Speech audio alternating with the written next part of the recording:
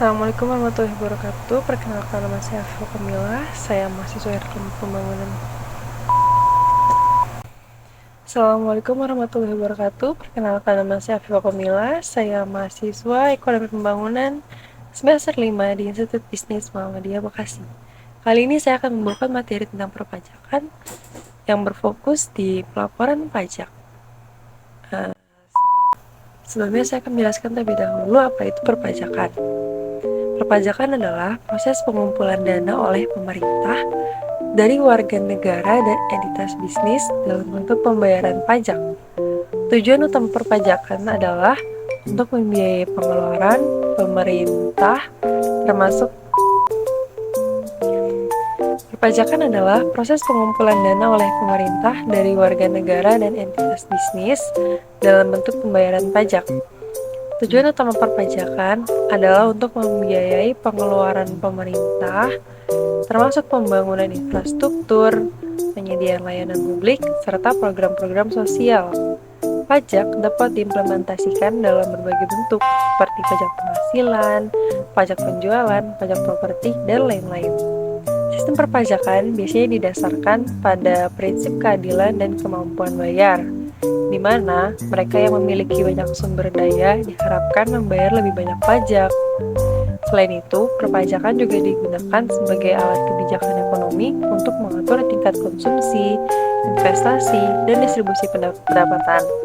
Namun, sistem perpajakan yang efektif harus seimbang antara memenuhi kebutuhan pemerintah dan mendorong pertumbuhan ekonomi tanpa memberatkan terlalu berat pada warga negara dan bisnis.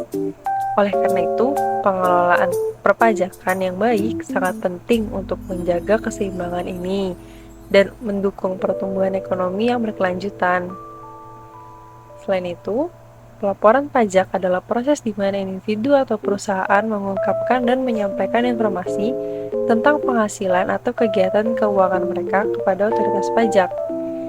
Sesuai dengan ketentuan perundang-undangan yang berlaku di negara tersebut, tata cara pelaporan pajak biasanya melibatkan pengisian formulir atau aplikasi khusus yang disediakan oleh otoritas pajak, di mana wajib pajak harus menyediakan informasi yang akurat dan lengkap tentang pendapatan, pengeluaran, dan kewajiban pajak lainnya. Langkah-langkahnya meliputi pengumpulan semua dokumen yang relevan, pengisian formulir atau aplikasi secara teliti, dan pengajuan laporan kepada otoritas pajak sesuai dengan jadwal yang ditentukan. Keuntungan dari pelaporan pajak sendiri bisa memastikan kepatuhan terhadap hukum, menghindari sanksi atau denda yang mungkin diberikan oleh otoritas pajak karena kelalaian atau ketidaktepatan dalam pelaporan, serta memperoleh manfaat dari potensi pengurangan atau pengembalian pajak yang diberikan kepada wajib pajak yang memenuhi syarat. Pelaporan pajak juga memberikan transparansi terhadap keuangan individu atau perusahaan yang dapat meningkatkan kepercayaan dari pihak-pihak terkait seperti investor, kreditur, atau mitra bisnis. Selain itu, dengan melaporkan secara akurat, wajib pajak dapat memastikan bahwa mereka memberikan kontribusi yang adil kepada pembangunan negara melalui pembayaran pajak yang tepat waktu dan sesuai dengan ketentuan yang berlaku.